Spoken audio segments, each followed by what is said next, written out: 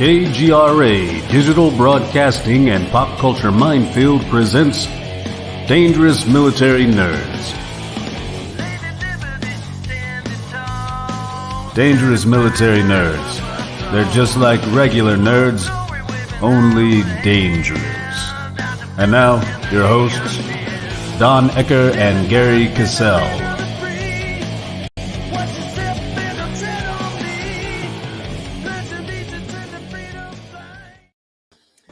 It's time for some dangerous nerds. Yeah. But we're not going to be doing dangerous military nerds today. Well, you and I still are. I don't want to. I don't want to.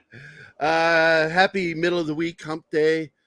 We have Thom Reed here. We were hoping Mike Bara would be here, but he couldn't make it. He had to head home back to Las Vegas. So Thom is here to talk about his personal experiences in ufology, as well as his opinion on some of the most recent headlines. And of course, here to do the grilling is Detective Don Ecker, and Colorado Police Department lead detective. I was never in the Colorado Police Department. You weren't? I thought you were Colorado Police. Well, I worked part-time for I think it was the Lakeside Department. But no, I came out of the Idaho Department of Law Enforcement. Idaho, that's it. I always confuse it because Idaho only has one thing going for it. You always got a problem getting the information straight, Gerry. What's that about? Because I don't have a script in front of me. What is going on at their screen? Hey, well, one of the things, we were looking at a video that Thom was on with Jesse Waters. And at the very end of the video, Waters said something to the effect of, I really like how you guys are skeptical about the government, the federal government. You think? That's really a good thing. And I was thinking to myself, well, you know what? God damn it, I'm skeptical too. They sent me to Vietnam. Now figure the odds.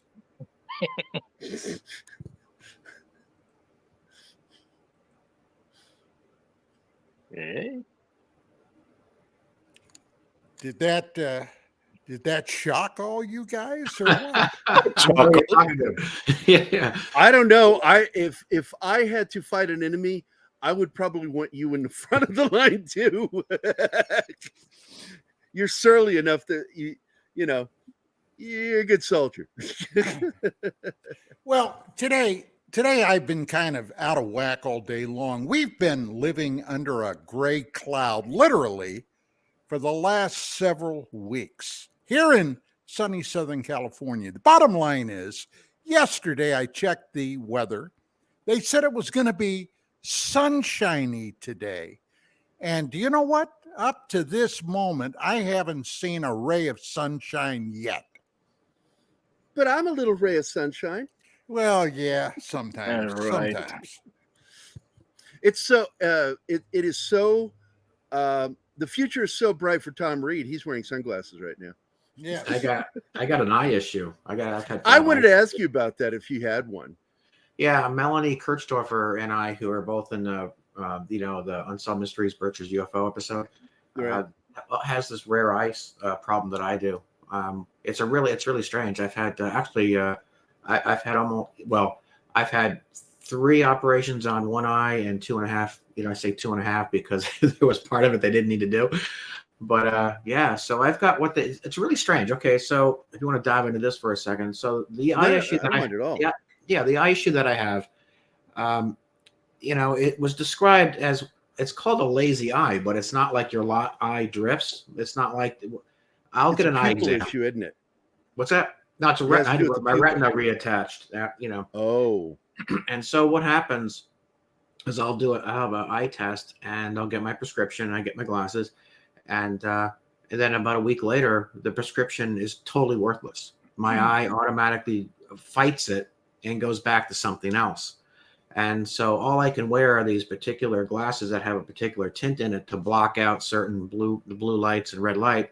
because my eye can't adjust to it. I get these rings, almost like a carousel type of thing that Wow. spins around my eye.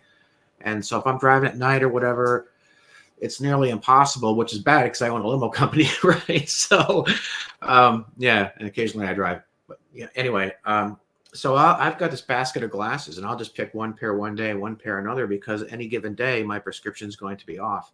So these are basically just treated, glorified readers, but at the same time, there's particular there's something in the glass that cuts out, kind of like an Oakley UV type of thing, but. Anyway, I have to wear glasses even inside. And Melanie Kirchdorfer, who was in that episode with me, it was part of the incident that my family was part of in 1969, is the only woman I've ever met, or person I've ever met, that has the same condition. It's very, very rare. Interesting. Yeah. So, and this has been your whole life? Oh, yeah. Well, You it when you were a happened, kid? it happened, about 20 years after the incident. All of a sudden, it just bang, it hit me, and it was it was really strange. I mean, I actually had to take like cotton balls and anything I could to put it underneath my glasses then, because the light would come through my eyelid and burn my eyes. I had to actually keep something in front of my eyes. So when I was driving, I had to use one eye just to get to the doctors and cover my eye with whatever I could find, a black piece of paper or whatever. Because even closing my eyes, the amount of light coming through the skin or the eyelid was burning my eye. Now, two questions. First one, Not is this physically something burning it, but fatal feeling like that was in your family, or is this something only just you got? it's something that only I have and Melanie Kirchdorfer from the Berkshire's UFO have. It's something that happened specifically connected to that event. That's why I'm asking. That's the next question. Yeah. Is there correlation? But it is a condition, but it's not very common. It's not common at all, actually. Yeah. Crazy. Yeah. It's weird. So Anyway. well, let's get into this. Don, where do you want to start on this? Because there's a lot of subjects to cover.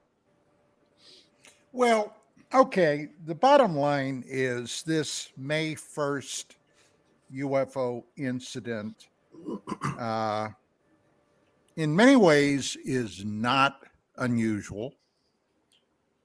On the other hand, the media attention these days, I find, and I've been doing this since the late 80s, I find this most unusual. It was like there was a diametric shift in the whole UFO media shtick, okay? I personally take that back to December of 2017 on the heels of the Harry Reid, former senior senator from Nevada, the press conference where he came forward and basically supposedly spilled his guts about getting financing, government financing for the ATIP program at the Pentagon, the Aerial Threat Assessment Program with unusual craft. Now, right around that time, the whole Nimitz battle group situation, the scenario from 2004, broke into the national headlines.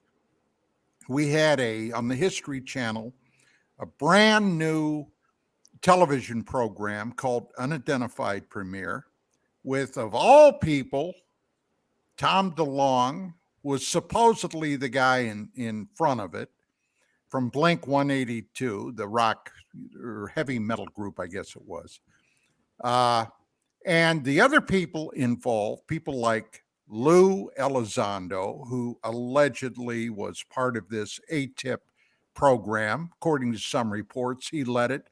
Other reports said he didn't. But regardless, that was who was identified, along with Hal Puthoff, former CIA scientist, and by some accounts still, at least if nothing else, a contract CIA scientist. Christopher Mellon, for God's sake, an undersecretary of state for intelligence matters. You don't get much more rarefied than that one of the chief engineers from the Lockheed Skunk Works. I mean, this on the surface was big, big stuff. And they really jumped into a lot of this. Now, suddenly, after years, and believe me, I was there the whole time, in the 90s when this stuff was front page on the television every night for years, okay, in one venue or another. Then it all went fallow. It just kind of stopped until now. Well, a lot of people got excited. They got excited because they thought disclosure was imminent. Now, I get tired of saying this, and I guess people get tired of hearing it, but I've been working on a paper about that very thing, about disclosure. The bottom line is, I don't believe full disclosure will ever happen. It's obvious to me when I was in the Army, in the military, I was in intelligence, okay? I was working field intelligence. I have an idea how this stuff works, although I've never been in the civilian sector. But the military sector I have been. I knew a lot of civilian spooks back in the day. I know how these guys operate. And I read into a lot of it, okay? I read into a lot of this business using my cop filter. Now, what's happening today, I find curious. This morning, we briefly touched upon it. Yeah. With our buddy Mark Center. We were talking about the whole intelligence angle, about what has been going on with this fellow Grush, okay, this former intelligence officer that has come forward, who has testified before Congress. Now, being in this field as long as I have been in this field, I've seen a lot of things. Back in the late 80s, the very early 90s, one of the flavors of the week dealt with two opposing groups, allegedly from within the military intelligence establishment. You had one group identified as the MJ-12 people. Okay, they were the people desperately keeping the cover up going. There was then another group that surfaced that were identified by the moniker of Com-12. Now, one of my best friends, and he passed away several years ago, tragedy, was a guy by the name of Richard Saraday. Now, Richard had been working with me since about 90 or 91 on some other projects we were trying to develop. Richard had been an extremely successful actor, had starred in a number of TV projects, but he had a very deep fascination with the UFO thing. And because of his media and his television background, we were trying to put together a weekly show featuring UFO magazine, because there were a lot of UFO things going on then, happening. And we had asked Richard if he would go down and cover for us at the magazine a talk given by a fellow. Incidentally, I'm going to give you his name, but it wasn't his real name. A fellow by the name of Michael Younger. Now, if you look up Michael Younger online, you'll find a lot of stuff out there on the net about him. At the time, I got to tell you, I was extremely skeptical about Younger. But as time went on, and the information he had brought forward proved to be prescient, very prescient. And he ended up dead, mysteriously, I might add. I just looked him up. I know who he is. Yeah, I just recognized him. Who, Younger? Yeah. Yeah. He ended up dead under very mysterious circumstances. Now, I'm here to tell you that with the advent of the National Security Act that was put into operation back in 1947, literally on the heels of the Roswell event, it gives the federal government of the United States extraordinary powers, extraordinary, including the power to terminate an individual if they are deemed to be a threat to national security. Now, think about that. Premeditated murder by representatives of the federal government. And incidentally, that's one of the things that Grush alleged. Okay? Right. This is one of the things that he alleged, along with the fact that this otherworldly presence, ETs, if you will, if that's what you want to call them. Personally, I'm not totally convinced. They could be, in my book, one of three possibilities: either extraterrestrial or interdimensional or remnants from an advanced human civilization that basically went underground with the cessation of the Ice Age roughly 12,000 years ago. And that's a topic for a whole nother show. But whatever, they have, in fact, especially during military maneuvers, when we, the United States, sent up aircraft to challenge these things. And if you doubt that, go back and look up the 1952 overflights of the nation's capital, starting around the 18th, 19th of July, 1952, where these things literally invaded the skies in restricted airspace over Washington, D.C., that included the White House, the Congress, and other sensitive areas, including military installations. And this went on for 3 weekends. 3. Okay. And then once again, they disappeared. Kind of like what happened in Antwerp back in the early 90s when these things came in. I am convinced what they were doing were sending a message. But anyway, to get back to what's happening now.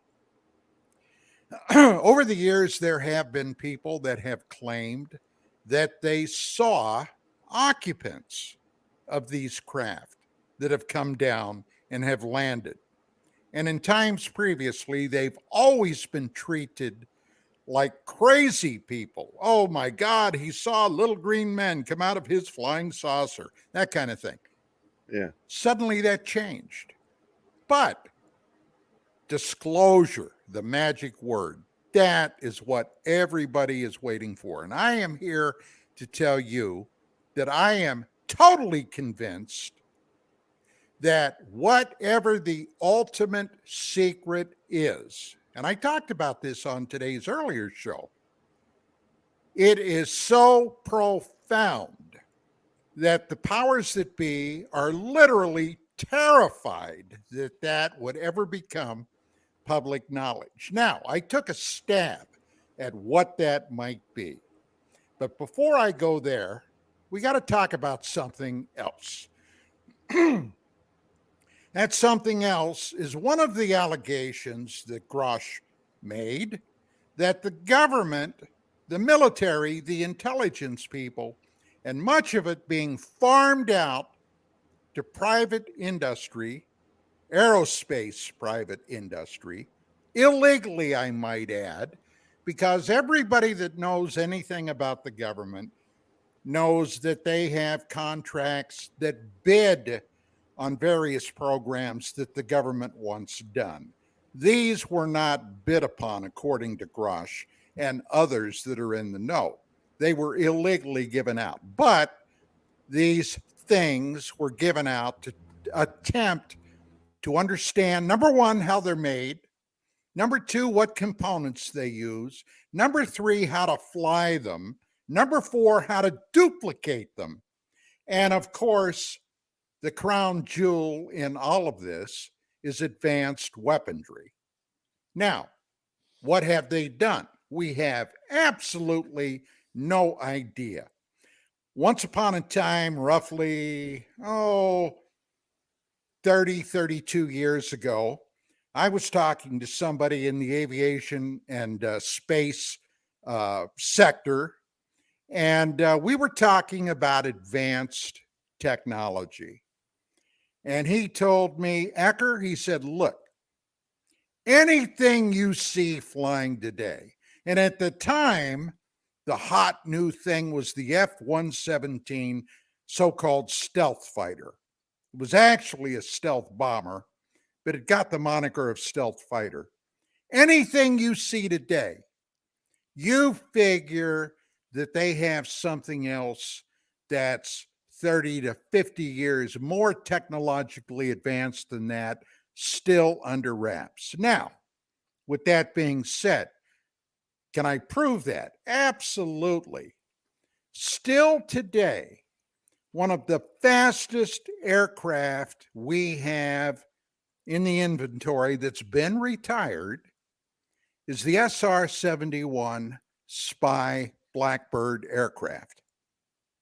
That aircraft traveled in excess of Mach 3, Mach 4, can go up to at least 80,000 feet. That's virtually on the edge of space.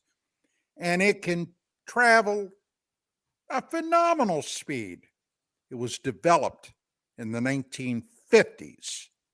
Here we are in 2023. So you figure out what the hell we might have in the wings. Now, with that being said, let's go back to the subject at hand. The bottom line is, if there is something that they are terrified of becoming public knowledge, the first thing you got to ask yourself, and I'm going to wrap this up here in a moment, where in the hell would we have gotten 12 or more of these extraordinarily advanced technological marvels, spaceships, craft capable of traveling from one star system to another? Star Trek, for God's sake. Star Trek. How do they do it? What technology, what advanced physics have they mastered? It's terrifying. But yet, they crash? No, I don't buy that for a split heartbeat second. I don't buy it. What I do buy is if we had that many of these advanced otherworldly craft that have crashed, they've crashed, in my book, only because of one thing. They were shot down. Not by us necessarily, although it is possible we got lucky maybe once, maybe twice. But these things were shot down out of the sky by somebody else. Now, with that being said, in all those years that I've been involved in this, and when my wife, Vicki, and I were publishing UFO magazine, we were literally, and this is going to sound arrogant, I don't mean it that way, but it's the truth, we were at the center of the UFO universe, okay?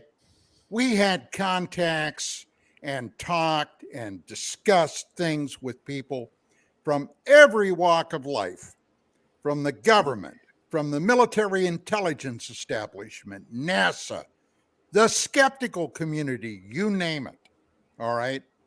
And in those years, I was told on multiple occasions by different people, usually confidentially, that there were at least 5, 6, possibly 7 groups of visitors coming here, of people from or entities from somewhere else. And most of them were either benign or even indifferent. But there was one group, and I was told this many times, there was one group that had an enmity for the human race that was unmistakable and unbelievable. They despised humans. Now, later on, when I became very good friends with Ingo Swann, if you know who Ingo Swann is, he was the man that developed the protocols for remote viewing at Stanford Research. Then he worked in connection with the DIA, the CIA, and other groups affiliated with the remote viewing program. And we had a number of conversations where we discussed this one group of visitors, if you will, that had, quite frankly, a nasty hard-on for the human race.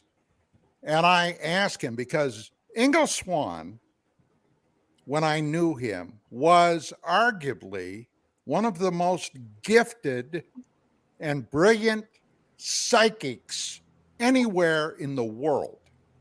Okay? This man, now you may or may not believe in psychic ability, but all of us have it to a degree. I used it frequently when I was a cop. I called it my gut feeling, okay? I would get a funny gut feeling, and 9 out of 10 times it would be verified out. I would be correct when I got that feeling. That was, if you boil it down and take all the crap off of it, a psychic sense. And according to Ingo Swann, who had his own experiences with what appeared to be this group, he said they hate us because they recognize the fact that human beings also have a psychic talent. And these visitors, this group that has no time for the human race, are also psychically gifted. So that could be it. But what is it that the military intelligence people might be most terrified of? The fact that we would find out that there is an ongoing conflict out in space near Earth, very near Earth, and that we, as a human race, the entire human race, have been impacted over the centuries negatively by that. Okay, Gerry. Well, Do you have a question for our guest on this subject? I mean, Thom, how do you feel about what he just explained? Oh my God, there's so much there to mine from. There's a lot to unpack. No, it's fine. So, then I was listening closely. Regarding the larger crafts or whatever that have smaller crafts inside of it, I think why we have a dozen of them is I also think that there was a larger craft that was taken down and it had a smaller ones in it. That's why we have a dozen. As far as the GSA contracts and things that are going out illegally, actually, there's a way around that by as long as we adhere to GSA standard pricing sheets. The government can do anything they want by just having a project done or giving it to a particular contract and then adding whatever they want under a change order. So that's really easy too. So a lot of this stuff is pretty much just falls under a loophole. Can I answer the question here, for both of you? Yeah. Don, what you're describing there is a mothership, right? Me? Both of you are describing where I'm one vehicle's inside of another ship. It's a mothership. Yeah, I'm leaning in that direction because I find it hard to believe that we're like boom, boom, boom, taking down a dozen crafts over a 50-year period. I think that there was probably something that had contained a lot of smaller crafts, and that's what we're talking about. I have no knowledge either way. Okay. Okay. I know that Some craft brought down or that came down were described as immense. Mhm. Others were your typical 30 to 50 foot type craft. Recently, there have been people that have been discussing, well, and this is totally freaky, a craft that may appear to be 30, 40 feet on the outside until you enter it. Doctor Who physics with the TARDIS, right? Yes. And suddenly you're inside an Yeah, immense space. Mhm. Okay. I've heard that Now, too. Sure. that sounds totally science fiction. I don't know. It's a tough one to swallow, but who are we to say? We can't discount anything at this point, right? So we have to Well, be open. if they're coming from another star system, then I guess anything would be possible, damn near. Yeah, you can't rule it out. Sure. Now I want to go back to 1969 because I really don't know the whole story. I Oh. watched that episode and I felt like there's so much missing there. Oh my God, it was horrible. Yeah, it was just like Unsolved. they gave a truncated, if not even inaccurate, telling. Just give us your story, Tom, from Well, 1969. let me tell you this, okay? I don't know if you've got the documentation. It was but we're all- September 1st, right? 69. Yeah. Well, again, no, it really wasn't. There was one episode for September 1st, but let me. You want to know? I'll tell you. Yeah. hit it. So first of all, I want to say that for a program like Unsolved Mysteries to record so much and purposely delete it when they're considered to be a document-driven program that helps people uncover the truth, I think that was quite unfair to a lot of people. The September 1st, 1969 incident was hardly the first incident that took place over there, not really the one that shook the community. The one that shook the community was 1967, and that also went out in the local papers. So what we had there was our diner was tied to the space race. Sprague Electric, which left the Goodwill message on the moon in 1969, used to be Right. a regular in our diner. And so, we had GE, we had Command Aerospace, Pratt & Whitney, the NORAD towers in Dalton, Massachusetts, Nike missile sites, Minuteman missile sites. It was just, crazy with regard to the amount of manufacturing facilities that were funded by our government to beat Russia to space. And so with that, a lot of the money was going into Boston's NASA the office, which was right across the street from MIT. And NASA was funding all these manufacturing facilities in and around the Berkshires. And so with that, there was, I know it's long-winded, but I'm getting there. There was a racetrack down the road from us. It was the second largest track to Saratoga.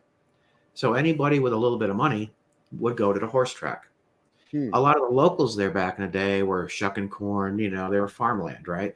But then you had all these people coming in from Hartford and, Albany, New York, and even Manhattan, what have you, to work at these manufacturing facilities, which were paying pretty good money back in the day. And so where would they go? They'd go to the horse track. And our diner was right basically a quarter mile down the road from the track. So if you wanted a good sandwich and listen to some rock and roll, because there was no FM radio stations back in the day, if you wanted to listen to music, you threw a quarter in our jukebox, you came over, you had the meatloaf, maybe washed it down with a chocolate shake and went back to the track, right? So that is why so many people working on the space race would visit our diner. And that's how ultimately it made U.S. history, because of that connection. Right. So there was sightings in 69. My brother and I were privy to that as well. And in 1967, it actually went out, was broadcast on a radio station, WSBS again. And there was also news articles that came out in the Berkshire Courier about it. And a lot of that's on my website, ufopark.org or berkshiresufo.com. But as new people to the area and had this diner and moved in from another, from New York to this little Berkshire community, we were already ousted. We were already, outsiders. So to mention the sightings we had back in the day before it was so obvious, or so widely witnessed, if you will, we were nuts, right? We were the crazy ones, like, to Don's point earlier, how we're ostracized, it's terrible. You speak the truth and you're made fun of, or you're beaten up on a school bus, or you're picked on a regular basis. And, One time my mom had a pillowcase. She put clothes in it, and I'd get out there as a little kid and punch it because I had to start sticking up for myself. So anyway, 1969, however, and this was long after we had talked about it. This is 2 years after. I mean, it was just talk everywhere. But you couldn't, like in Unsolved Mysteries, you saw Jan Green say, who owned the Rexall store down the road from us. You heard her say, "Well, we never talked about it." Well, you couldn't in public because maybe your mother, or your brother, or your sister worked at one of these secret space programs, or what they were working on was a secret space program. You knew they worked there, but if you started running around saying, "Oh, my dad works here and we're talking UFOs," it's almost as if something was leaked or something, that kind of thing. So everyone was pretty tight-lipped about it. But you could talk about it in our diner, just like if you go to church, you can say, "Oh, I'm talking to Jesus today," right? But that's not something you say in aisle 5 at Walmart. Right? There's a time and a place. And so with that said, our diner became the hub for conversation. You couldn't talk about this kind of things, outside our diner for the most part. And something else Unsolved Mysteries did too. I just want to touch on this. They looked at they had the Great Barrington Police Department look up, information for 1969 and that particular day, September 1st. And of course the officer says, "Well, I don't see anything here." Well, that's because it didn't happen there. It happened in Sheffield. So it made no sense. But if you remember Galata, he pointed up and said, "That was my father. We were on a hunting trip," or something like that. He was the son of the chief of police, who was actually dispatched that night to look for it as there were reports of it touching down in a field. It was actually just hovering over the field, and we were the people that saw it. So to give you an idea of what actually happened that night, they actually put a bow around it. It was actually a good thing for us. It wasn't a bad thing for us because so many other people witnessed it and saw it that they were like, "Wow, we were wrong. They were right." Something else I want to tell you too, real quick. When Jan Green went down there and knocked on the door at the radio station, which was broadcast on that particular episode, and he made a crack about the swamp gas thing. She was so close to this thing and so close to the radio station that she just went down there to say, if you went outside, you could see it yourself, because the police department actually had spoken to Thom J, who was the radio personality for that the radio station, WSBS Radio. And so in conjunction with the police department, he drove down to the radio station to get on the air, because they used to run a reel-to-reel, and get on everybody's radio and say, "Look, we're getting reports of something in the skies here. Can you tell me where it is?" And so all these people started calling the radio station to say, "Yes, it's over here. It's over there. It's near Jug End. It's on Sheffield Road." And there's a track of that. So with that said, again, we're back to Sheffield. The CE classification that it was given came from Jug End Resort, which is on the Sheffield line. It's a higher elevation. It's also a ski resort, so you could see down and you could see the craft. None of this stuff was on Unsolved Mysteries. None of it. Not that it got a CE classification, that it was formally inducted as a historically true event by the state of Massachusetts, by the town of Massachusetts, that it was rubber stamped by the governor, lieutenant governor, and even a judge in the 30th District Court. They didn't mention any of that. Or that we passed a polygraph test, or there are about the radio, nothing. Which I think was like a travesty, because a lot of people in the area, they were watching that episode like, "Oh my God, Unsolved Mysteries is doing this. We're finally getting that validation." Zero. Anyway, so I was in a horse show, a 4-H horse show on that particular night. I came back to our diner. My mom wanted to lock it up. We took a shortcut home. We went across this bridge, one of the oldest bridges in the community, or in the Berkshires. As we went down the back side of this bridge, because you went up over the bridge and then it went down. We were only going like 5 miles an hour. It's an old rickety bridge. And as we came out the other side, off to the left, there was this white sphere that looked like a cue ball. It was that solid, didn't bleed light. It was crisp, and it put out just a little bit of light, like a 2-watt bulb. It rose up from the left side of the car. I saw it. My mother saw it. My brother, everybody was looking at this thing. I mean, it just rose up slowly, straight up, really slowly, but straight up. It got to a certain point, and then it fired these rods into the water, these rods of light. I don't know how big they actually were. I was maybe 30 yards away from it, but it didn't come out from the bottom of it. It came out from the sides, and it even disrupted the water. And that lasted for about, I'm guessing, 5 or 6 seconds. And then it rose up a little bit more. They retracted or just went away, whatever it was. and it got behind these line of trees and started going in the same direction our car was. On the right side, there was an orange sphere right over the water, which is about a third the size, and it had that orangey roll to it. You know, it had like an ocean wave, as my brother referred to it. Like the inside was moving, if that makes sense. It was like an orange and a red, and that stayed down near the water. It never did anything. It just stayed there. And so we cut between the two of them, basically, while the left one on the left was kind of following our car. And we got to a clearing near a telephone pole where work trucks back in the day would park their trucks. And because it was a thin road, it's not really a road. It's like it was for horse and buggy, really. It was just a path. lane. Yeah, that's all it was. It's not really a road. But we parked, and there's all open off to the left. So we're like, let's find this friggin' sphere we just saw, because this was the second time we had seen them. That's why it's so important that I could you gauge the size of the main sphere? Yeah, it was like I said, like, you know, we had a Volkswagen Bug. The smaller one was about the size of Volkswagen Bug, the orange one, and the white one was probably 4 times that size. Wow, it was pretty big. Yeah, it was a good sized thing, man. You couldn't miss it. And so as we went down, like I said, we started to park and look for the white one. This thing that we saw hovering in the sky looked like a turtle shell. It really had like plates on it, kind of thing, and it had a shape to it. Part of the shell would put off like a sheen on one side, nothing on over here, and then another part of it over here would light up for a second. It was almost like panels. But the thing about it, like I've said, oh, put out a light, and some people go, oh, you should have put out a light. It didn't not floodlights, for God's sakes. I mean, the sheen itself put out a light. And so the middle of it, if you will, the center, was basically made up the lion's share of it.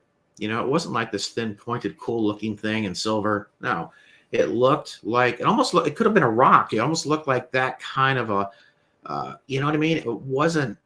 It didn't look like anything that you would suspect. You know, I didn't see any windows, no landing gear, nothing. It was just this huge, very bland-looking thing that just hovered silently about 3 stories up.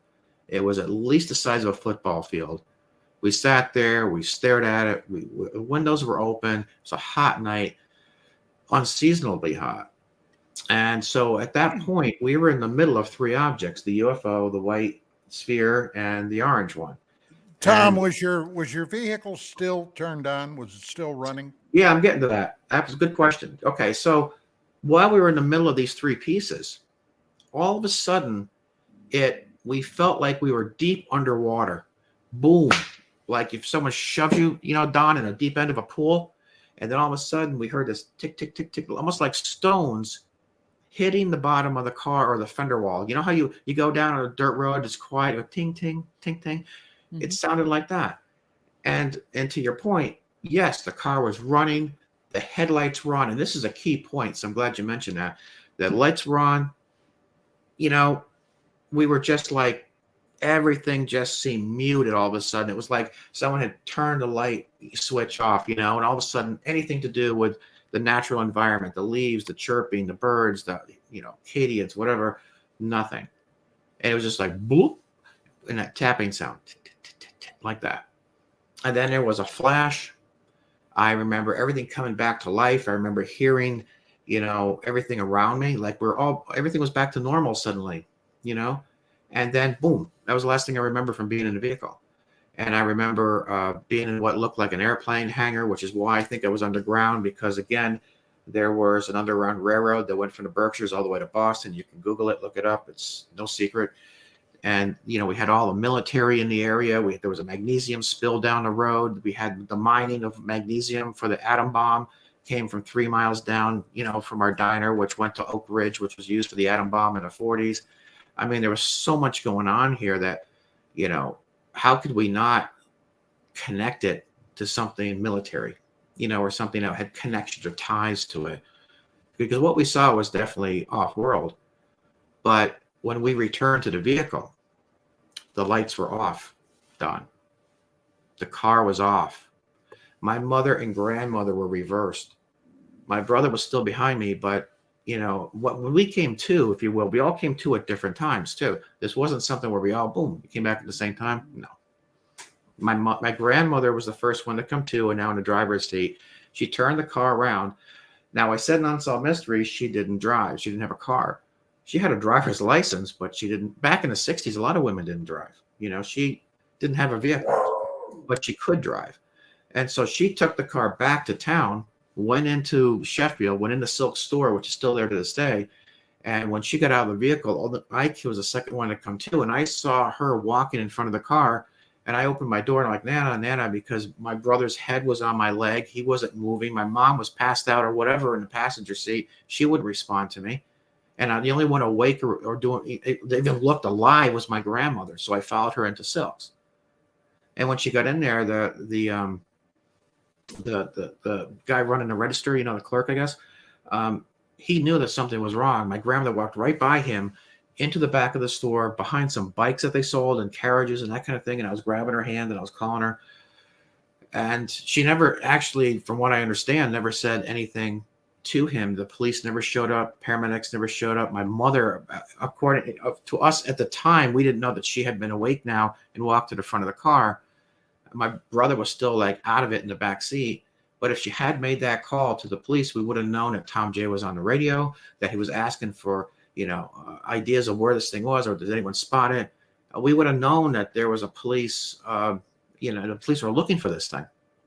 And so we never made that call. But we got back in the car. We went home. My mom was conscious at that point. My brother came too. And the next morning when we opened up the diner, we heard over the radio a lot of the calls that had come in the day before to the radio station, and Tom J replayed them. And at that point, people in the diner were like, oh my God, that's my grandmother. That's Jan Green. She's my cousin. She's related to so-and-so. And so at that point, the 1969 incident kind of helped, as crazy as that sounds, it actually helped the community, because now everybody pretty much knew that those talking or having these talks in our diner weren't making this crap up. This was happening. And so that's why I say the main one was 67, which is what generated the news articles in the Berkshire Eagle or the Berkshire Courier. 69 just put a bow around it. And that's why I don't think the 69 was a bad thing. It was a good thing, because we finally were able to, be part of the community again. But my mother then sold the station and moved to Great Barrington. So something else a lot of people aren't aware of, that when our case was over the Housatonic River, so in the 80s, I'm sure you remember this, Don, and Gerry, the Hudson River Valley sightings. Okay, that was also obviously over water. And so my father was contacted. My father was an attorney. He was in office. He was a mayor, and he was contacted by Robert Bletchman. Robert Bletchman was the public relations director for MUFON at the time. He was the one who was organizing the United Nations Symposium on Extraterrestrial Intelligence and Human Future with Stanton Friedman and Linda Morton Howe. And our case went in support of the Hudson River Valley sightings and Cash and Landreman, because of the way the wildlife was affected. And of course, the Hudson River Valley sightings because of its possible connection to the Housatonic River, and did something carry over to the Hudson. And as you might probably know, I've talked about this before, my father lost his life also on October 2nd. And that's why the governor of Massachusetts, lieutenant governor, and Kevin Titus, the judge in the 30th District Court who sealed the documents, and a lot of other people in the community looked into this thing out of respect for him, to pay tribute to him, because he was advocating something that a lot of people were mimicked over. And so it was a way of trying to do something in return for him. And why I've got the park. Our diner was a judgment-free park, and I'm trying to our diner was a judgment-free diner. And so I'm trying to carry that over to the judgment-free park in memory of my late father, Dr. Howard Reed. And now it's sponsored by the family of B.B. King, Stevie Ray Vaughan's family, Ancient Aliens, and a lot of others. So that's kind of it in a nutshell, kind of what happened. I mean, there's a lot in between there. But it's a shame that Unsolved Mysteries didn't mention any of that, so unfortunate. And there is no Berkshire's UFO incident. everybody thinks, oh, I was part of the Berkshire's UFO. There is no Berkshire's UFO incident. It's the Reed family incident. They In just Sheffield. branded it. They just branded it. That's the name of a TV show, for God's sakes. It's like saying I was part of, Fire in the Sky. That was part of that case. No, it's Travis Walton's case. It's just the name of a film. By the way, if you hadn't noticed, Hex Allen Comics, who's a regular with our shows, he graduated from there. Where you're from? We graduated from Mount Everett. I don't know if it was Mount Everett, but he said Monument Mountain. Let me see what he said. I'm a graduate of Berkshire School, by the way, class of 1990. Yeah, that's in Great Barrington. Didn't see anything strange in my time there, just lots of snow. Well, was he there in 1969? No. He graduated in 1990. Which is really kind of weird, though, because there's a lot of activity to this day. I'm sure he's aware that there were crop circles that came up or were seen and filmed and researched in 2013 and 2014. And there's still spheres that are being photographed in and around the area. The corn grows to be 15 to 17 feet high. You might want to go and look around the Sheffield area. Now, Berkshire School is not in Sheffield. It's in Great Barrington. It's outside of Great Barrington, on its way to Stockbridge.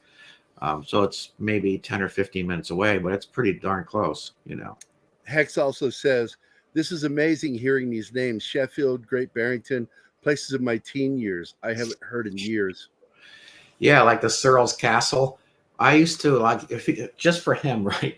So if he knows Searles Castle, it's got these large, wall, corner pieces and everything. We used to climb up there and throw snowballs at cars as kids. Boy, that really went over big. And, I bet. And I saw there's a Mahawi Theater there, which is a really cool little spot. I saw The Exorcist there as a kid, and there used to be a drive-in movie theater there. I mean, it was a kind of a cool place. I mean, Stockbridge was kind of cool, Music Inn, Tanglewood and all that. It's a very artsy place. I mean, but there's something very dark there. There's something, I don't know. Well, there's so much activity on the East Coast to begin with. Yeah, there is. But by the way, I do want to point out there are fans here of Beagle Bailey. So Anima says, LOL, hi Bailey. She heard him. And then, of course, Boosh threw it out there. You tell him, Bailey. She gets vocal. She was up on the back of the couch looking out the side window. I couldn't see what it was, but something had her attention out there. I wonder if it was a rabbit or a desert puppy coyote. Yeah. Or a CGI looking alien. CGI alien. Did you see that, Tom? That they released they're trying to claim it's the wrong date on it. It was like May 21st. It's like, no, that the one climbing in the back and it takes that jump up. The one that jump up on is that the one you're talking about? No, the one we're talking about, it's muscular, smooth-skinned, gray-looking thing with glowing eyes, done with night vision, with a stable camera. And it's got a camera date on it of May 21st. It's like, you're off by 20 days. Did you see the one that they're trying to claim came from Las Vegas? And they've got this footage of it walking around like this little bit of a hill, and then it jumps up to the roof and it starts going. I didn't see that, and it's all fake. So, it's so obvious that it's CGI because if there's one thing you want, if you see it, just keep this in mind. When the thing jumps from the ground to the roof, it almost jumps like in slow motion, like it's going up like this and grabs it. I mean, the whole weight of the thing, the properties, the G's just would have. There's no way. It was almost like he floated up. It was just ridiculous, and it's a shame because I think something really did kind of happen in Vegas. Yeah, get those hucksters out there that won't. They take advantage of any opportunity to try to show off their skills in order to. And what they don't know is they're doing damage. They are. And that's what kind of pisses me off, Gary. And I do this a lot. I get kind of upset over things because I lost my father over this. I know I did. 54 years old, politician, perfect life, doing great, an attorney. All of a sudden he dies on the same day that on the anniversary of our case going before the United Nations. I had this guy come to my house. I've got the card here somewhere if I can find my bag. I still have his business card. I had somebody come here from Key Point Government Solutions. And it's a part of Homeland Security. Yeah. I was like, whoa, right? So this guy knocks on my door. So I get this right. I go to the door. Oh, Almost shit. like a cop knock. What just happened? That was weird. What? I Yeah. said it's almost like a cop knock. Yeah, so I get this knock on the door, right? And I was upstairs. I was ironing clothes, right? I was putting clothes away. That's what I was doing. And so I come down the door, and I got this glass around my door so I could see somebody there. I open it up. I see this guy, a blue shirt, blue tie. He's got these khaki, like Kmart manager pants, right? He just looked like someone trying to sell me a vacuum, right? And sure enough, he puts his badge in my face and goes, sit down.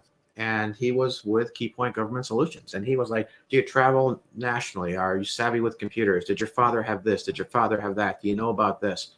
You know, all this kind of stuff. And then he had me flip over the card and read the statement on the back that I would never, ever mention this. And then he left. I mean, it was the strangest thing, you know? So anyway, so after his passing, I was visited by Key Point Government Solutions. Now, if he died of natural causes and had nothing to do with anything important, why would I have an agency? Yeah, that's really bizarre. What did the death certificate say?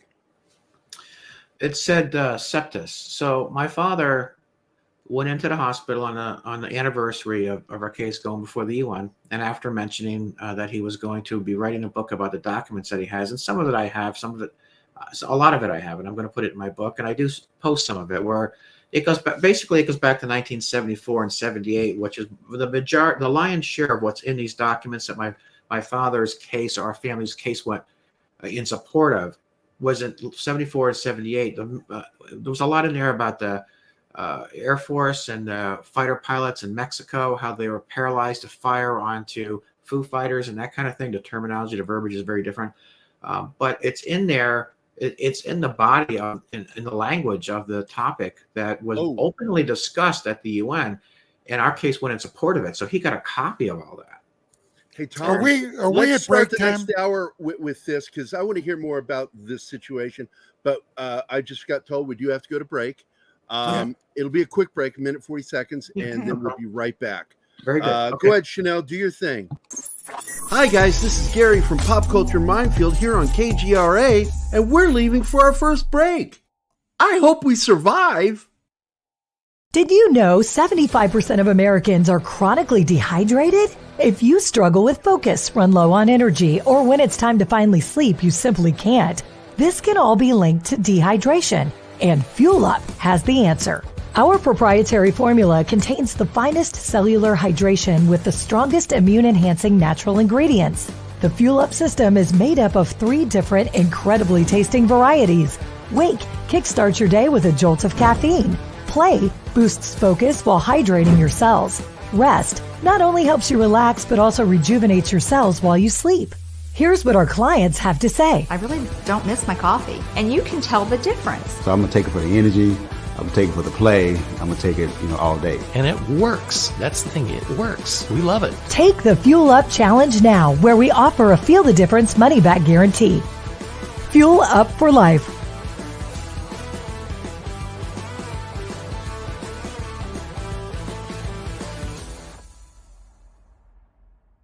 Hey members, the new KGRA DB app is now available on iOS and Android devices. Gain on-demand access to any KGRA DB programming. Download any show directly to your mobile device to listen or watch on the go. Go to the App Store and search KGRA DB. Oh, wow. We survived. Welcome back to the commercial break. Now for some more Pop Culture Minefield on KGRA. Yeah, Joe had to go. Okay. Joe had a question, though. See you guys next time. Don, please talk more about what you said about psychic ability in both them and in us. Wanted to ask, but wasn't able to get a chance. Before we head back into the story with your dad and his writing the book, what are your responses to that, Don? Well, the best example of what Joe was asking would have to be the situation where Ingo Swann was contacted by a very shady, sketchy, secret government agency In his book, Penetration, he identifies this group as headed by a man by the name, not his real name, by the way. I love that, boy. Everybody's got a pseudonym. Mr. Axelrod. And he was taken to a secret facility, hooded, by the way. He had no idea where they took him. He traveled in a limousine with a hood over his head. He got there.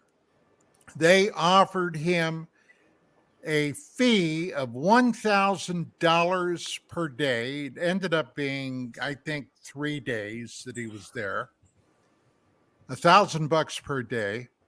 And they wanted him to conduct a remote viewing session. And they did not tell him anything about what the target was or anything else. Basically, they gave him a set of coordinates, and Swan began doing the remote viewing situation. Now, what he finally realized was that he was remote viewing our moon, the far side of the moon, the side that we never see, the backside of the moon. And back there, he discovered what he described as facilities, an lunar base, possibly very ancient lunar base. But as he was remote viewing it from this underground facility, wherever the hell he was, he saw what appeared to be some type of energy, it's the way I describe it, screen coming out from one of these buildings that he saw in his mind's eye, I might add. And there were humanoid beings out there, nude. He described them as nude, working in the lunar dust, obviously breathing air that must have been generated for them. And as he was watching this, suddenly one and then more beings stopped what they were doing and looked up, because from his position, as he was remote viewing them, he was in the air. But they sensed his presence. And suddenly, he became so terrified of being seen, I guess you could say, that he snapped out of that trance state he was in during this remote viewing session. And he was back in his body, in this underground facility. And he told me this personally. For the next 3-4 months, he was terrified that these beings were going to track him down and fry his brain. That's exactly what he told me. They were going to fry his brain. Now, look, coming from anybody else, you'd look at the guy and you'd think to yourself, boy, this dude's been doing some bad mushrooms. Yeah. But knowing who he was, knowing his reputation, which incidentally was worldwide, I took Ingo at his word. And, he told me that this group, whoever this group of beings were, did not like the fact that human beings had a psychic ability. And it's apparently to one degree or another in every one of us. So there you go. My son was tested. I was tested. My son actually tested higher than coincidental chance at a testing facility. Matter of fact, one of Travis was actually there for 3 or 4 of the questions. And he actually tested to quite higher than coincidental chance. And so with that, the center came over my home and brought in some testing equipment and set it on my kitchen table. And it looked like an air hockey table. blew air out, and there were these like circles and poles like you see on a football field, and they dropped the ping pong ball on it, and they put the helmet, it looks like kind of a small helmet. It amplifies your brain signal, just like we can control arms or limbs, if you will, by thought now. Right. So we all have remote viewing capabilities. This isn't any big deal. Everybody has it. It's just a matter of, keying it up and finding that frequency and amplifying it. That's all. And so I was able to move this ping pong ball all over the table. I mean, I could put it through goalposts. At first, I was trying really hard. I'm focusing, going, trying to move, But as soon as I just let it go, it just opened up and willed it, I could control the thing all over the table. So we all have it. It's just a matter of how we this is something that Carl Jung talked greatly about, Thom. That he was trying to demystify what the brain can do outside the body. Yeah, and because there's nothing mystical or magical about it. No. There are people in the paranormal research arena in Virginia who swear up and down that I'm psychic because I learned how to cold read people. I learned it on my own and then later was trained to do it. But more so, I can read expressions so quickly, micro expressions so quickly, naturally, that people think that I'm telepathic. And I'm like, no, I'm not telepathic. I just know how to read moods. And moods actually affect the air around you like a radio signal. Well, yeah, just like when someone's following you, like I'm sure Don's walked down the road before, and goes, somebody's just watching. Get the distinct impression. You get that feeling. We have other abilities that we don't really know how to tap into those or how to label those. But we call it the spider sense in the comic nerd world. Okay. Did you read my mood this morning, Gerry? You were fairly easy to read. I told everybody what was going on. I said, yeah, when I see Don like this, I just minimize what I'm going to do. I'm losing signal for some reason. I cut out twice. I don't know what's going on with that. Do you have any idea? No. I think it's happening on yours, but it happened to Don too earlier. Okay. It's the aliens. Somebody told me who else StreamYard StreamYard itself was having issues today. So because they were having trouble too, and so far I'm doing okay, but I had to turn off.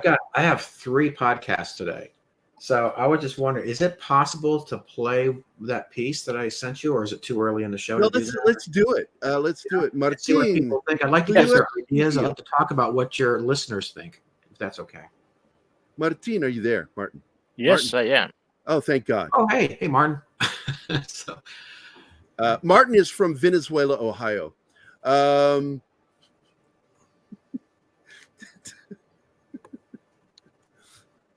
Somebody is going to believe that one day, for real. Thom may believe it, that there's Venezuela, Ohio. That's why his accent is Ohio accent. It's not from Venezuela. Let me know when I can press play. Yeah, you can push play. Do it. Time. Do it. You do it. Oh, this is the other one. Okay. From our channel. Yeah, this is your version. Shorter. Gets to the point. I like that. Yeah. Alien incidents have been reported for decades. My next guest, Thom Reed, says he encountered a UFO in the Berkshire Mountains back in '69. It's called the Reed Incident, and it's the first UFO incident archived to be historically true. Joining me now is Thom Reed, alongside former aerospace engineer and author Mike Bara. All right, before we get to your story, I want to just ask Mike, tell us your interpretation of this Las Vegas incident. Well, it's pretty interesting. That green light strikes me as what they call a bolide or a meteor that is, like a shooting star that's very low. And these things, they can airburst, they can explode. So that would account for the sound. If it hit the ground, and there are some people that say the ground actually shook, then what makes me curious is why hasn't anybody gone out to the site? Why haven't any even geologists gone out there and retrieved pieces of the thing? Because there will be pieces left. And then the other videos that have been shown of what happened in the backyard, I don't know if we're going to get to that, but that is a little bit creepy. So to me, I think this is probably a meteor, but did something else happen? And it might not be because of just all the other weirdness around it. So, okay, and then Thom, so then how would you explain the 10-foot tall green guy that was breathing with big feet and a flat head? Well, I don't know if we have enough information to really make a call on that, but we have a genuine response from the individuals involved. We got the officer's body cam footage. Yeah. That also verified a lot. We've got the 911 operators who also seemed to be very in tune with what was happening. It wasn't dismissed. And so when you you couple this with the footage you're showing right now, I don't think you can deny that something took place, something happened. Were there any similarities between this and what you encountered in 69? Well, we did see a sphere, a white light similar to that. Well, there was 3 objects. There was also what I refer to as a disc-shaped object, which looked like a turtle shell, and that hovered quietly. But we didn't encounter beings, if you will, like these people did. We were kind of in awe and kind of fixated or frozen, if you will, onto the object we saw, which I believe from what I saw earlier, they felt the same way. They were kind of frozen too and just kind of captivated or stared at the being, if you will. So there are some similarities. I think that the behavior was very similar to how we felt, if that helps. And Mike, you're now hearing people coming forward, our journalist friend, Mike, who says 12 alien spacecraft, U.S. government's in possession of. What kind of development is this? It could be very important, but the thing is that we've heard these stories for a long time. I mean, all the way back to the Cape Girardeau crash in 1942, and of course Roswell and these other incidents. So I think the bigger question is not so much do they have these craft and do they have these captives or these bodies.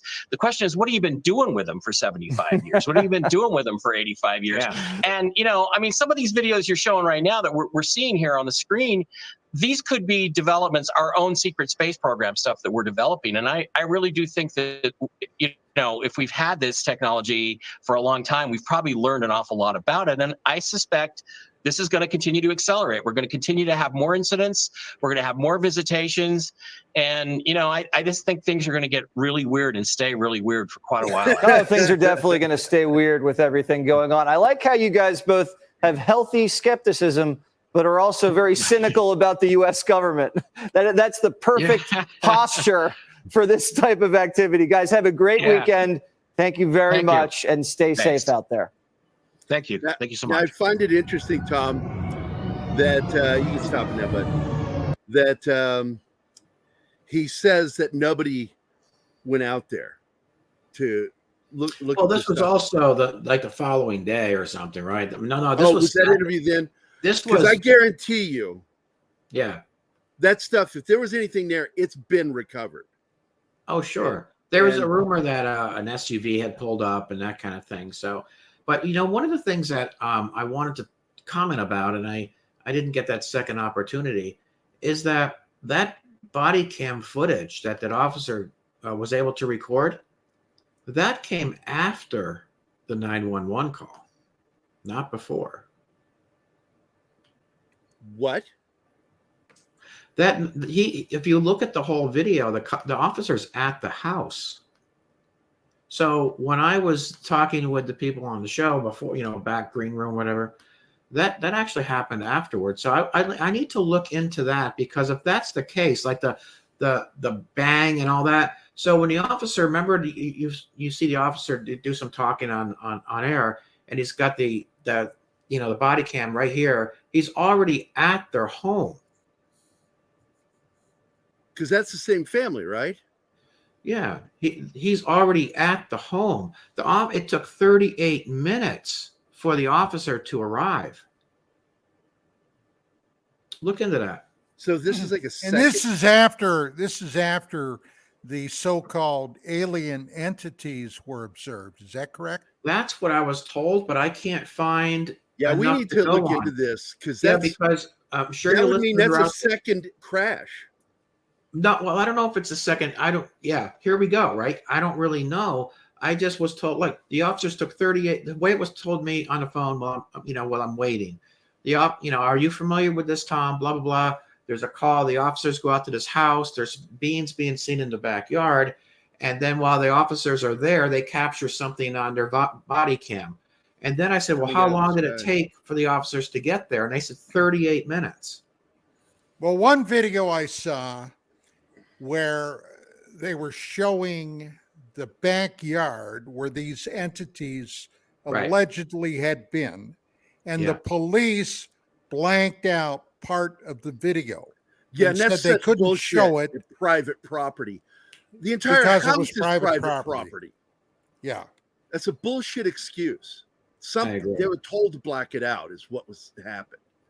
Yeah, so Mike and I, although we're pretty much on the same page here, he believes that might be more of a meteor, but it looked to me like it tumbled more.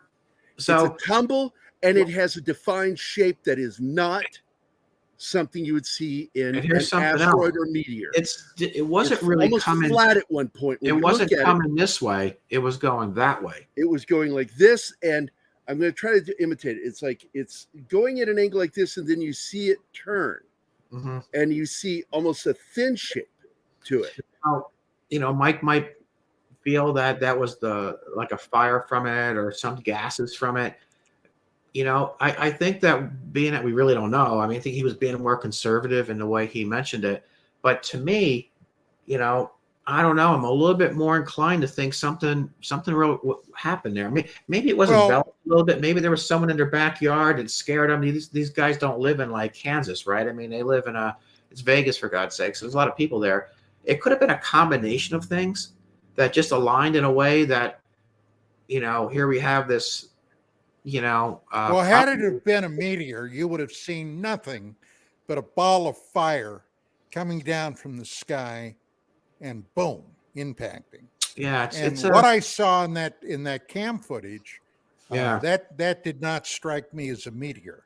Having seen not a typical meteor. No, we're old enough to have seen a few, right? And I've never seen one that looked like that. That was completely different from every single meteor I've ever seen.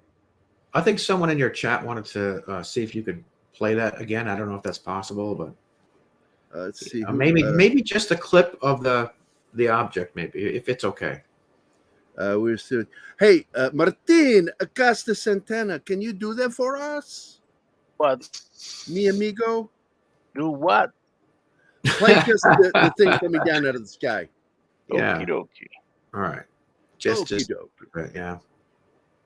He's It's looking really up right hard. now, and then And he'll the part add that was it. confusing for me when I was on there was that if that's true, what I was told that happened and that was recorded on the officer's body cam footage while he was there, then that changes everything. Yeah, here we go. To me is what they call a bolide or a meteor that is, like a shooting star that's very low. And these things, they can airburst, they can explode. So that would account for the sound. If it hit the ground, and there are some people that say the ground actually shook. That's a flat object. Yeah. That is a flat object with a round surface on the front. Then what makes me curious is why hasn't anybody gone out to the site? Why haven't any even geologists gone out You there? can see it. And it's going very slow because there will be pieces left. And then the other videos that have been shown of what happened in the backyard. I don't know if we're going to get to that. Now you see how if you're off to the left, that's too slow. That's too slow for a meteor. Yep, that's a descent, not a crash. If you back up, you can see the police car on the left there. That's at the property of the homeowner. So we're talking about oh my God, Tom. We're talking two incidents. That's why when I was on the show, I'm like, is that seriously? Because now I'm like, I'm looking at this from a completely different perspective. I'm like, then that would be the second. That would be two objects. I can't get clarification because some of the things I'm hearing are conflicting with each other. But that is the officer's car. There are cops at the home. So I don't know if that's the case, man. There's more to this than people want to admit. No, I have not seen that, Kingsport Cal. I'm sorry. Has anybody seen that it left a circle in the ground? I saw it.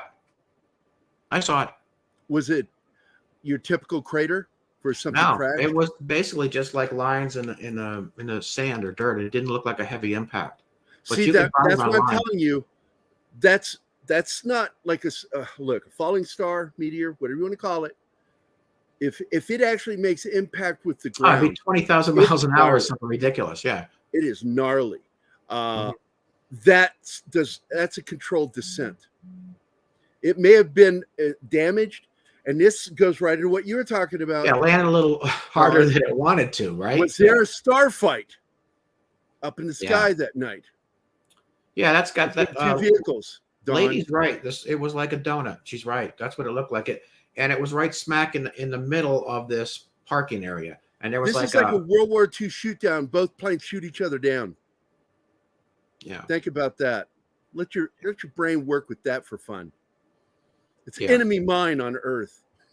So in chat, I know you've got some decent followers here, some educated followers. Do you think, is anyone in chat hear anything about that officer's body cam footage and how long after the call and that sort of thing was that recorded? Because again, I heard it was 38 John minutes. Osteen is somebody who really looks. He's a regular follower of Dawn's, and he pays attention to a lot of stuff. But I don't know if he's here. And today. he also is a reporter.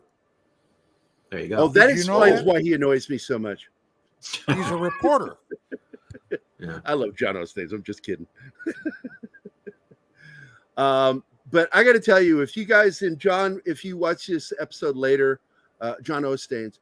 Let us know. I'm going to look into it after the show. I'm sure Don will do his due diligence. Thom, if you find out anything, would you let us know? Yeah, absolutely. Sure, of course. And I definitely, no matter what, I want to get you back on here. But I really want to get Mike Bara on here because I want to be able to love him again. Yeah. Once he gets back from Vegas, I'll get you. Well, you can get in touch. You know how to reach him, right? Do you want me to get in touch? No, with him? I have no contact info. Yeah, please share that with me. Because I really don't hold a grudge against him. It's just that I got mad at him because he was a moon landing denier, and I'm like, what the fuck? How can he changed his mind about that? Oh, you know who changed his mind? Travis Taylor. Yeah. Travis kicked his butt with information. It's like, at the end of he's like, yeah, you're right. There's no way that we didn't go there.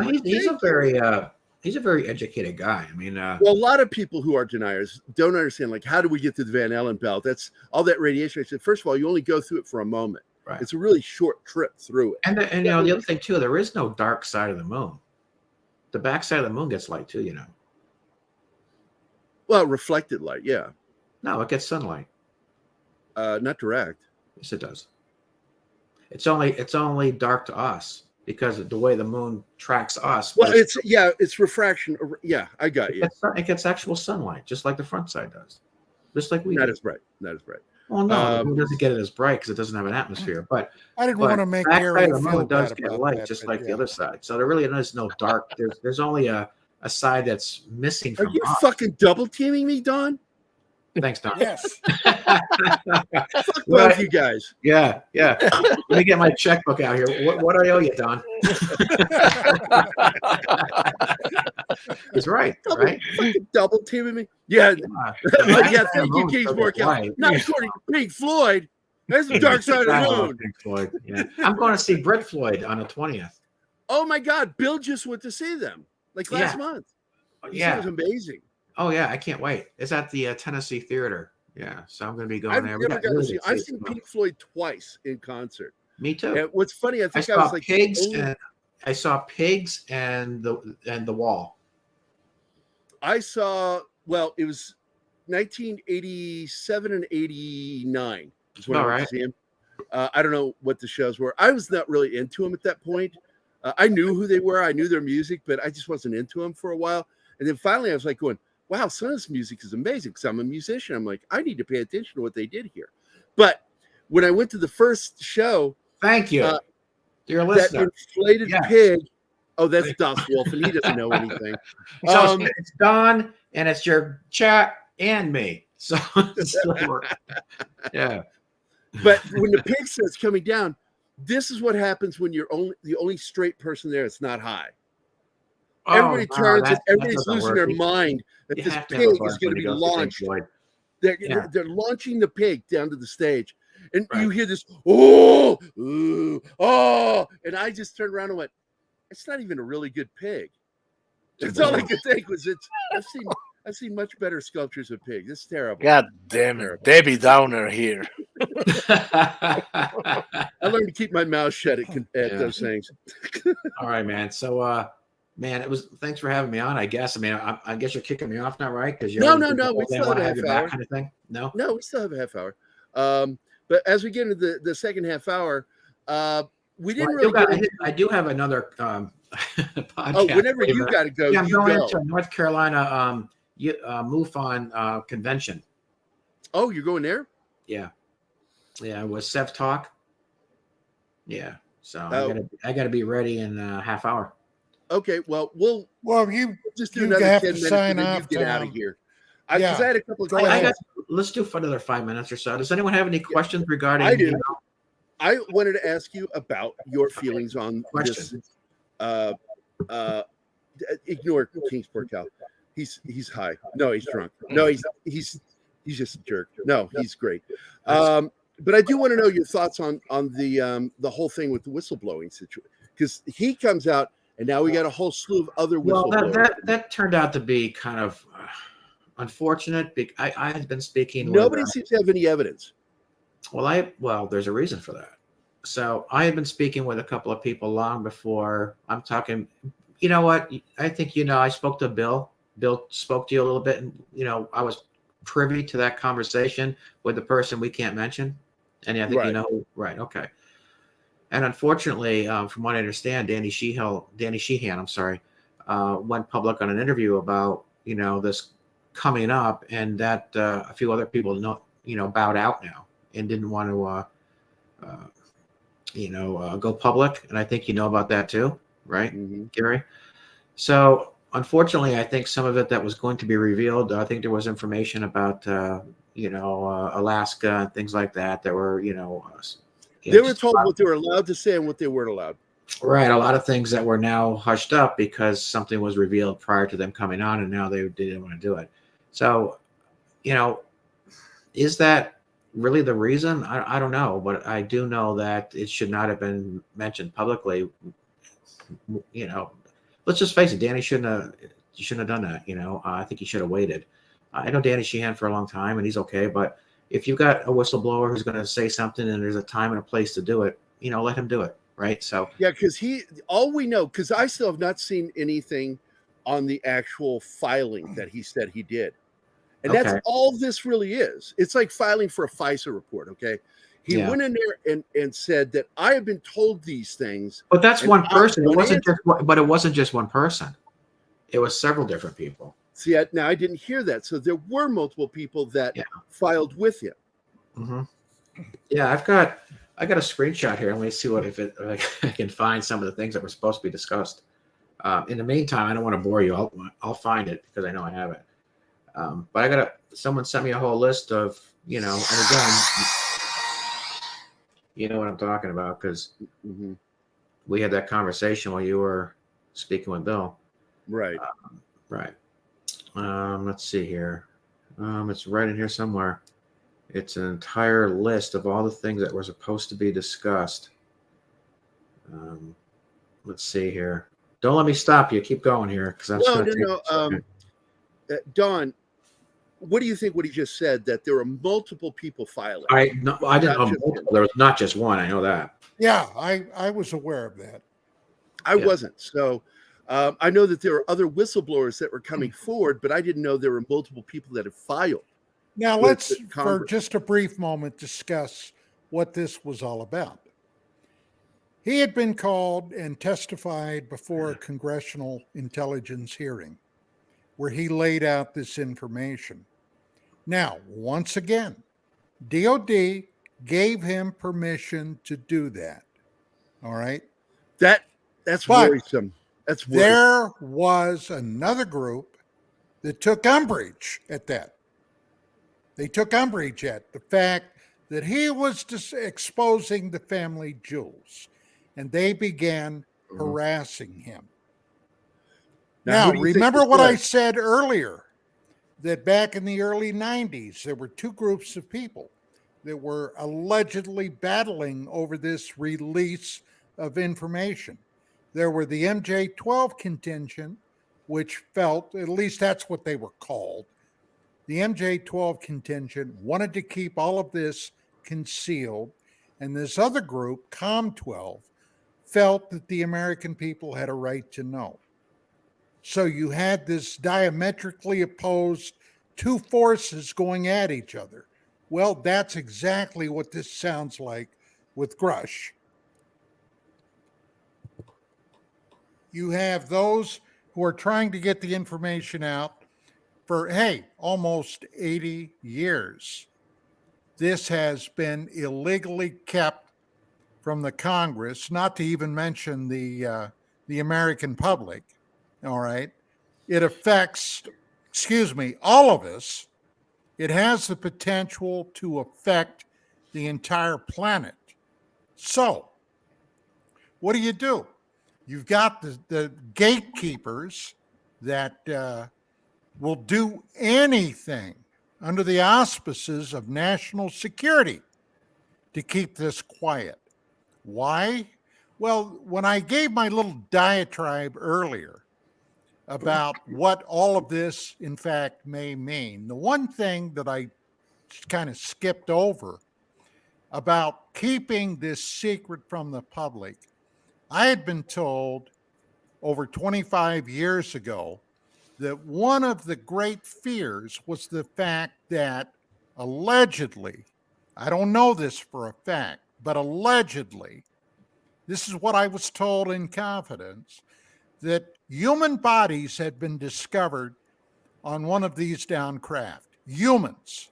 Now, do I know that for a fact? No, I don't. I don't. But if you were around in the late 80s, the early 90s, and you were exposed to things like the John Lear document and some of the crazy business that was coming out then you will know what I mean. So this is a conundrum, man, wrapped in a riddle, and it's trapped inside a mystery. And that's the way they want to keep it. That's interesting. And So by the take way, it for what it's worth. The incident in Cape Girardeau, Mike Bara said it was 1942. It was actually 41, January of 41. And that's right down the road from us here. In that one, they also recovered what appear to be grays in some of the illustrations that were drawn at the time. There were small humanoid things with big eyes and big heads, and very, very short. What are your thoughts on that one in Cape Girardeau, Don? Well, I've never really followed up on the Cape Girardeau alleged incident. I've been aware of it, but let's look at what we do know was happening then. Okay, World War II for the Americans, not the rest of the world. The rest of the world was already at war. But World War II had just exploded in on us, all right, with the Japanese attack on Pearl Harbor. Then, within less than a week, the Nazis declared war on us and the Italian fascists. Now we were into it. The Cape Girardeau thing happened. When's the next big explosion of media exposure on this? Happened in October, November of 1944, with the appearance of the so-called Foo Fighters over not only European the Pacific Theater too, air battles, but in the Pacific also, the Japanese, in an area known over there as the Devil's Triangle, which is very similar to our own Bermuda Triangle, where mysterious ships and aircraft and God knows what simply disappear. So that then the ghost rocket phenomenon happened late 45, 46, where these mysterious so-called rockets were being launched from somewhere, flying over Europe, impacting mostly in Northern Europe. At first, it was believed it was the Russians, the Soviets, but later they could find no evidence of that. And then on the heels of that, Kenneth Arnold's sightings of 9 craft over Mount Rainier, traveling in excess, he figured out, somewhere around 1,600 miles an hour. And then within a few days, the Roswell crash. And buddy, we were off to the races. Yeah, man. By the way, I don't know if I ever told you, my cousin Bud told me about Foo Fighters. He was a B-17 pilot over Europe. And he said that from the experiences with the pilots he knew and his own, that the Foo Fighters seemed to be very not involved, but on a couple occasions aided American pilots. You ever hear of that? Aided how? He never went into any detail with that, but like guiding them or something. Well, I do know that with very close proximity to these Foo Fighters, these whatever they were, that often the aircraft engines on the airplanes would malfunction until these things moved away from them. They actually had some type of effect if they were too close. Right. Yeah. But I've always been curious because he actually used the word aided when he was telling me about it. And I don't know what that meant. He's no longer with us. I can't ask him, and it bugs me because I didn't think to. I was a little kid. I didn't think to ask. And then like later, I'm like, well, what did that mean? You know, like, did they come to help them? Because it made me ask the question, with some of them that are friendlier with humans, supposedly, did they choose sides?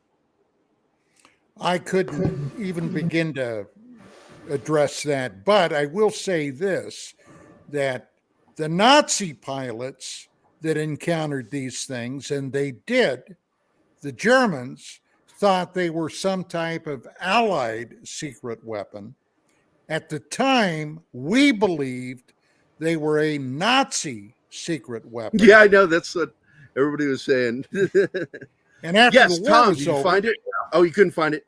That's all right, Tom. I find it, and I got to be ready in 20-something minutes for another show. So I want to thank you for being here, Tom. Love to have you back again. I'll get in touch with you by email. Yeah, it's great meeting you, man. Yeah, likewise, buddy. And I don't know who sent it to me. You know what I mean? I'm trying to go through. I thought I did a screenshot of it. I've been caught in that. I know what day I got it was when we spoke. Anyway, you have a great show with MUFON, and right. we will see you next time. Take good care of yourself, my friend. Take care, Tom. Thanks, Don. It was nice to talk with you again. I think it's been like 5 years, maybe. It's been a long time. Been a while. Yeah, he was one of the first ones to interview me back when I think. Well, we'll have you back and have some fun with you. A long time ago, yeah. So, Gerry, thanks so much. We got to get you and Mike Bara on here because I want to talk to him. Yeah, that'll be a conversation. Anyway, I like Mike Bara. Yeah, it was a lot of fun, man. I think he just says it like it is, and he doesn't, No, he's like so many people where it doesn't matter whether you agree with him or not. He's going to say what he's going to say. Right. So you got to respect that. Gerry, thanks so much. Don, it was good to see you again. Thanks, guys. Take care of yourself. You too. Bye, Tom. Bye-bye. Bye, Tom. Hey. Oh, yeah. I'm sorry. Yeah, take care, guys. He was talking to the chat. Do you notice Das Wolfen chimed in there telling us that the Cape Girardeau thing happened in I thought it was January of 41. You know what Das Wolfen has a propensity to remind me of? A nerd?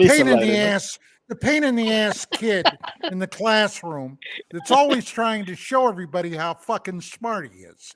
Yeah, that does sound like John. Well, he is. Well, it's, look, I've been guilty of that too. I had a teacher that constantly, a medical teacher, she kept saying myocardial instead of farction, which is what it is, she'd say infraction. And about the third or fourth time she said it, I raised my hand and she says, yes, Gerry. And I said, what is this myocardial infraction? Is that like a criminal heart attack? Damn. I'm a dick. You are. I've always said that. I'm looking it up right now. Hold on a second. I'm going to go look it up because I thought it was January, but I could be wrong. Well, Tim is corroborating that it was in April. Was it April? I could have sworn it was winter.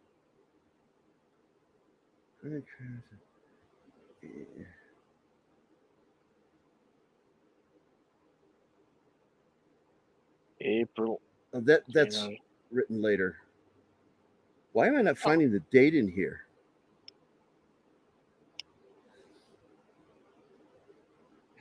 It just Even says Rush Limbaugh referred to that UFO. Well, he's from incident Cape Girardeau, once. him and his brother. Yeah. All right. He's one of those guys when I was in the military, I wanted to meet him because he helped keep our spirits up during that Gulf War. He was the only voice of reason that we could hear. And he was on Armed Forces Network, AFN. And the left despised him for that. How dare you give aid and comfort to our own military men and women? Oh, man. He did, though. I remember one thing early on. He had a thing with, what's that? Not Shaq. Who's the other big basketball player like him? Loudmouth. Well-known. Anybody remember him? Oh, anyway, the two of them had a big beef with each other for years. That's the guy that dyed his hair. No. Rodman? No, fuck that guy. No, he still does announcing for again. NBA. Again, we have the answer from that. Thank you, Das Wolfen. Charles Barkley. Thank you, Das Wolfen. Fuck you for knowing that.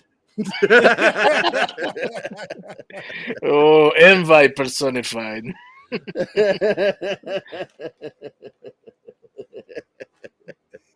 God, he's such a dick. But no, not Dennis Rodman. Dennis, I've never liked Dennis, but I got to tell you, Barkley, I always liked him. But there was a beef between, for some reason, Barkley and fucking Rush. And when you hear them talk individually, they actually really think very similarly. So I never understood that. It was really weird because I like Charles Barkley. I like him even more now when he says some of the shit he says. I'm like, fuck, that dude doesn't give a shit.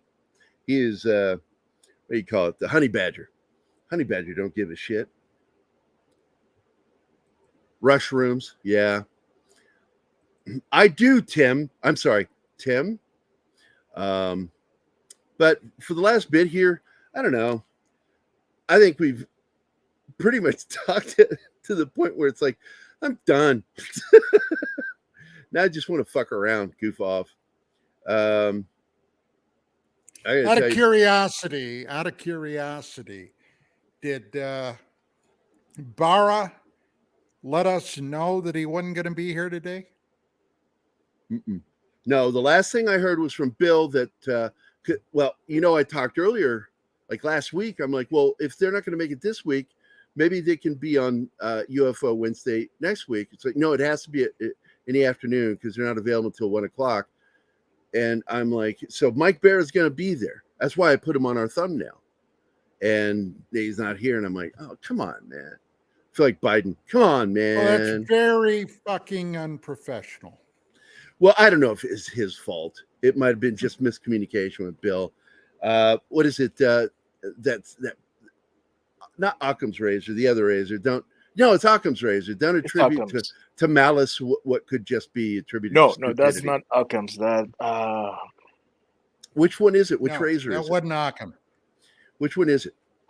I'm trying to remember. I'm an old man. Have me pay. If only we had an internet where we can look shit up.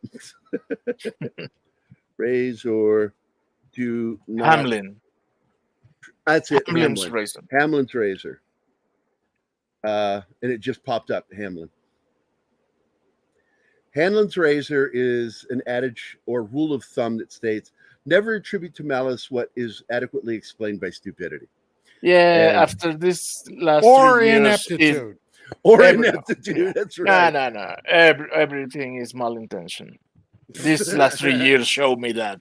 I've learned in the military that there's a lot of stupidity, and learned that shit firsthand.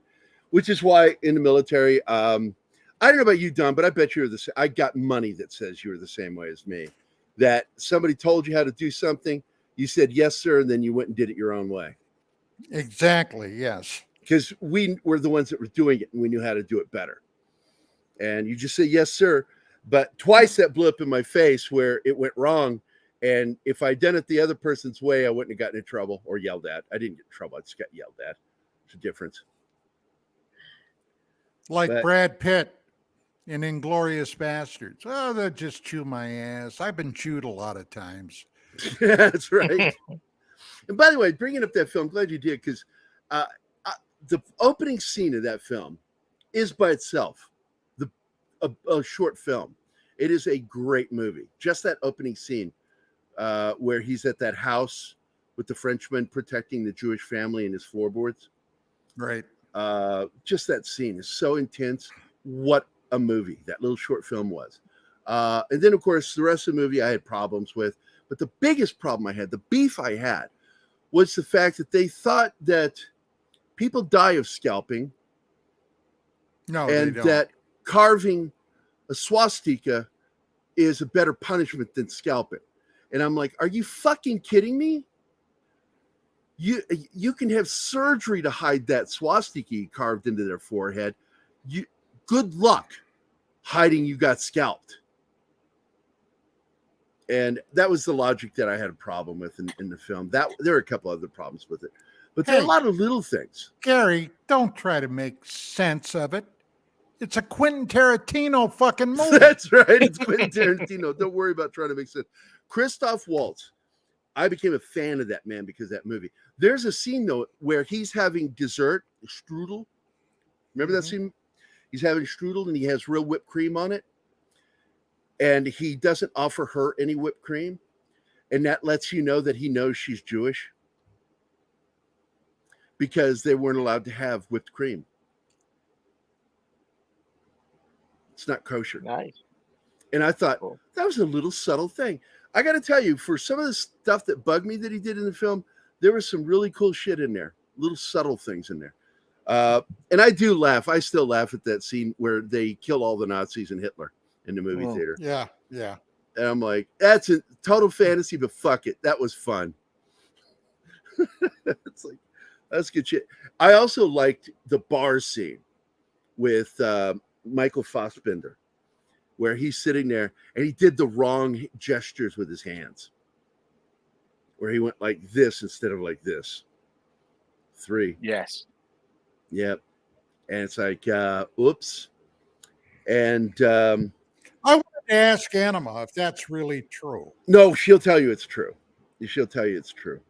I found that scene one of my favorite moments in cinema history. Just that scene by itself. It's so well done. They've got pistols aimed at each other under that table, and shit's about to happen. And Stiglitz got his pistol in the guy's crotch. Yeah. And I'm thinking, whoa. And he wants to finish that whiskey.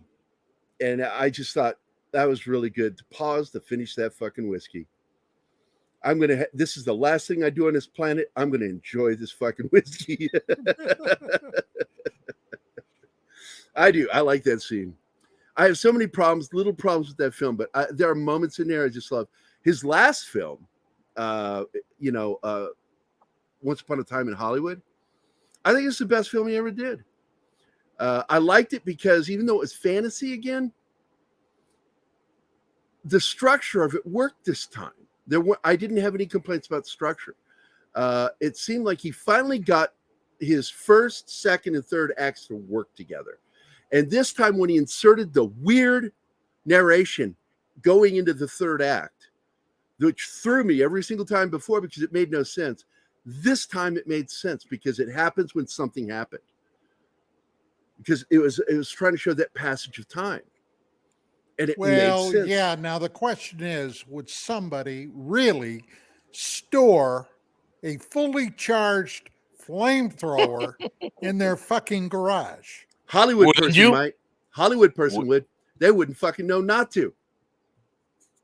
They wouldn't know not to.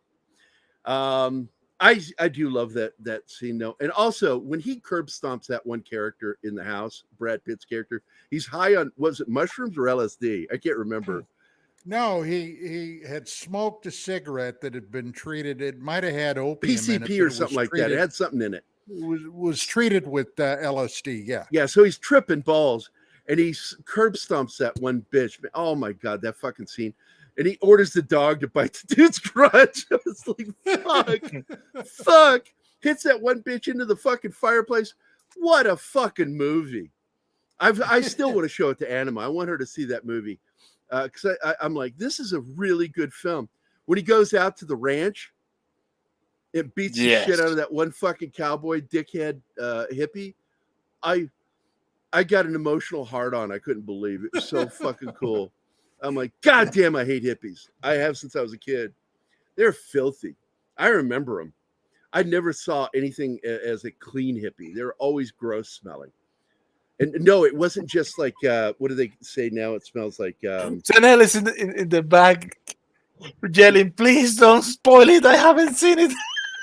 What? Who? Once Upon a Time. Chanel's in it? You never smelled me, pal.